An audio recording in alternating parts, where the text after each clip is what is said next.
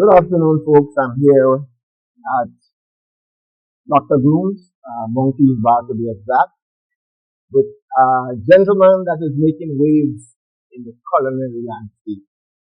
I hope I am pronouncing the name properly. Is it Joachim? How do you spell it? Joachim, actually. And that's what I've been telling people, but I'm hearing my friends saying Joachim. No, you're not wrong, because guess what? Guess what? Mom, growing up in the Caribbean, like, we have words, but then we don't pronounce it right. Right. My name was one of them. It's originally from like German, Joachim. Right. But we speak English, so we say Joachim. So Joachim is the correct pronunciation. But growing up, we said Joachim. Okay. You have like half the people who know me from go say Joachim. Right. Including my mom and family. Right. So yeah, that's what happened. Okay. But it's Joachim. So it's my second time following you. I remember we did a thing up in Birch Grove. You were there? Yeah, Okay. we were there before. And this is, yes. And this is my second thing with you. How did it all start? Give me some inside background into you getting involved in this sort of a landscape, culinary landscape. Right. What was the catalyst for you as far as that is concerned? So, like vegan. Yeah. No, how did you get involved in cooking? Yeah. So my grandmother was a chef, Right. right? And my mom, she didn't take up a chef job, but she acquired the skills and Right. at home she cooked really good food, Right. And I remember being I was 10, 11, somewhere right there. Mm-hmm. And even probably before. Right. Being really curious and then just like looking at her like making stuff in the kitchen. Right. And like I fell in love with the process, Okay. the smell, Right. sight, Right. fresh, whatever. Right. Whether it's ginger, I can't remember. There's so many different things. Okay. Right. So, and then like, and techniques and stuff. Mm-hmm. And then that curiosity turned into me like just falling in line, literally. Right. And she just showed me a couple of things. And I just was always, Okay. for a long time, teenagers, in the early 20s, when Right. I was, oh gosh, you gotta pause. Is that the camera's running? That's a go ahead, pause it. Oh yeah, give them. Yeah. Yeah. Yeah. Sorry about that. So maybe what I could do is go from where we were, where I was. You were explaining the fact that you sort of got that grounding from your parents, from your mother. Right. Oh yes. And then growing up, teenage, always experimenting in the kitchen. Yes. And then my early 20s when I was working at aviation. Right. And like workers and stuff. Mm-hmm. People always be like, I'll bring more people to work. Right. They'll be like, sell this. Okay. And then I remember making some aloo pies, right. like a potato pie. Right. And I got to work and they was like, nah, playing around. So I had one friend who noticed like the what do you call it, like the power in me. Right. She was like, she realized, just have the power to do it. So she just like sit me down that day and said like, you need to come back tomorrow. Right. 20 of these aloo pies and make up our price. Talk about how we're going to get the ingredients. Let me tell you, from that day on, I was that one day when I came back the next day. And then I started noticing the business side of it, Okay. So it's like I always knew I could cook, right. But I didn't know the business side yet. So they were telling me I wasn't bothering trying to sell anything. Right. And then I did that and then from 20 aloo pies before the second day, third day, one a day off, right. 100 and something. Whoa. You know what I mean? Right. One a day off. Right. And then I was doing like at that time I was also transitioning. I was doing like vegan food itself, not just like aloo pie. Okay, because let me just interject here because I wanted to know if when you started, if it was always along that path, the vegan. No. Growing up was fish soup and turkey shoe and everything, I promise, except the wild meat. Right. No pork and everything. Right. But just one thing, what I would tell you is, I was the only guy who would put everything on a plate. She would always have like pumpkin, beans, or whatever. Right. You know what I mean? Vegetables and things. Right. I was the one who scooped everything. Okay. So we really like the meat, the rice, the pie, I think. Right. So we got like all of it. I was the one person everything on the plate. So since then, I had the thing for like fresh, like plant food. Right. Obviously, at that time, I don't know myself yet. Right. So as I grew up, I started having this kind of scorn for me that I started doing animals differently, autistic. Right. And then, and then I just decided to take a different road. I was like, I had we call it, lactose issue. Right. So that put together with me, started seeing animals differently. Growing up too, still small, I love different animals. Right. Like seeing them with food and the nutrients and I grew up just like them, my family. Right. So as I grew older, it just hitting. Right. And then I started spawning meat. Not because of what I was seeing. I was seeing it just naturally, I just couldn't eat so much flesh at once. Right. So it felt overwhelming to me, so I started doing less. Right. And I started doing none. Right. And I realized that I was take their protein and their workout and everything. Right. I was doing like the chickpeas and the red beans and things, and I always loved those things. Right. Right. It wasn't too hard to transition. I always loved red beans. I mean, and then the palate started switching and I started having something of fresh food, and then I just went to the vegan. And by that time I was already doing the aloo fries, so I started doing the vegan food that I was doing myself. Right. Trying to see what to do. Right. Right. So I was wondering if they might even order, if they take on the price of the meat, Right. And then surprisingly, so I started that too. Just when I started aloo fries, it was quick. Everybody talks started going on.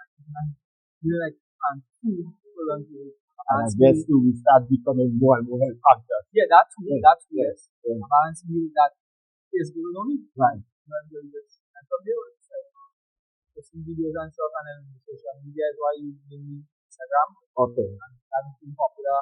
Like the videos on there. Right.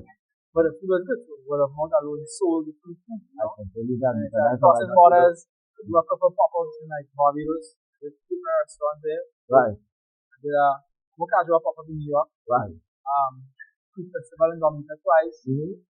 Guadeloupe. Expo. Right. Nothing more to come. Yeah, and beyond the data now, I find. Right. Yeah. So how long? What was it in terms of the amount of years? How long?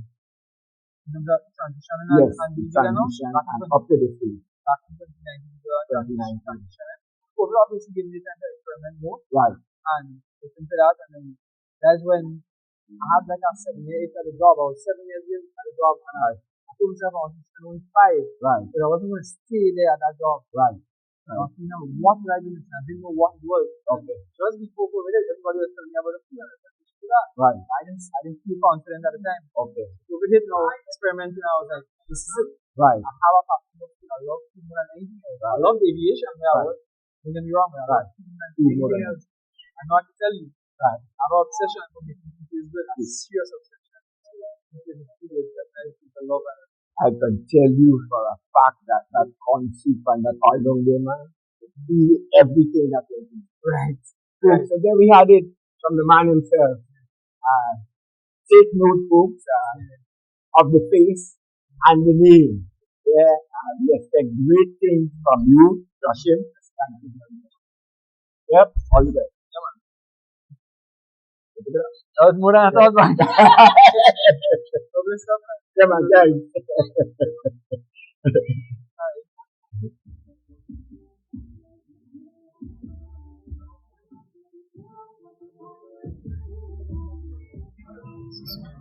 Thank you.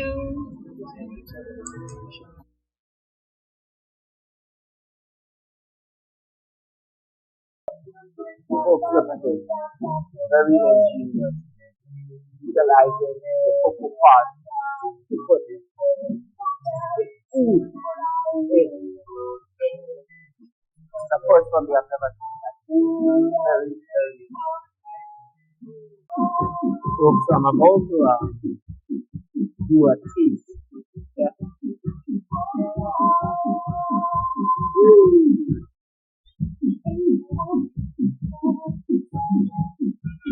I can get some pineapple, a bit of pepper, and the cocoa beans to actually mix within the fruit, the pineapple, and sugar. Very delicious. I'm not one for the pepper, but what can I do?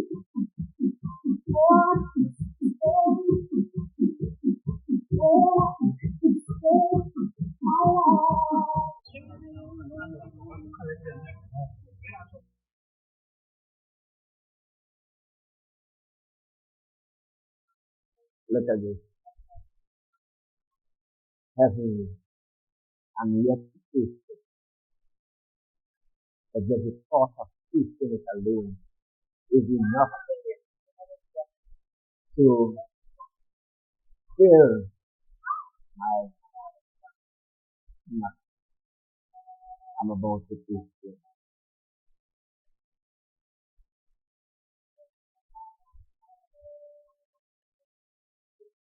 Cook everything is incorporated.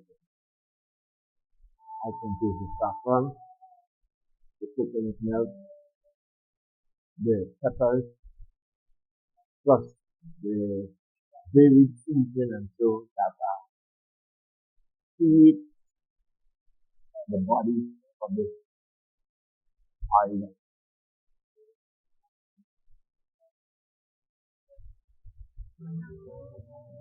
Oh, thanks for the drink. We'll do the next one. That's not an old clock. That's somebody's body.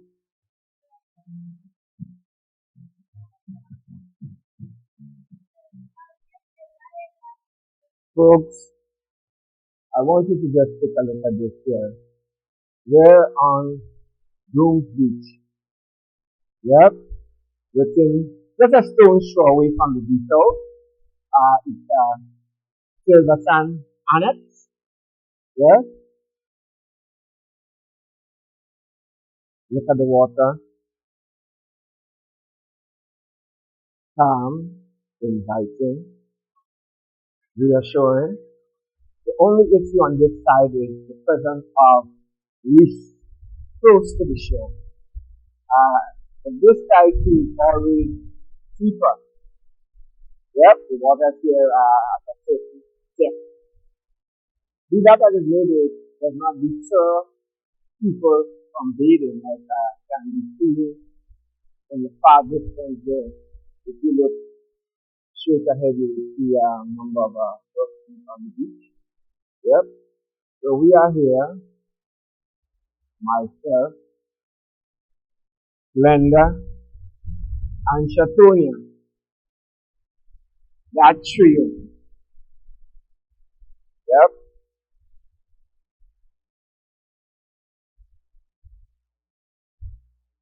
Too tall.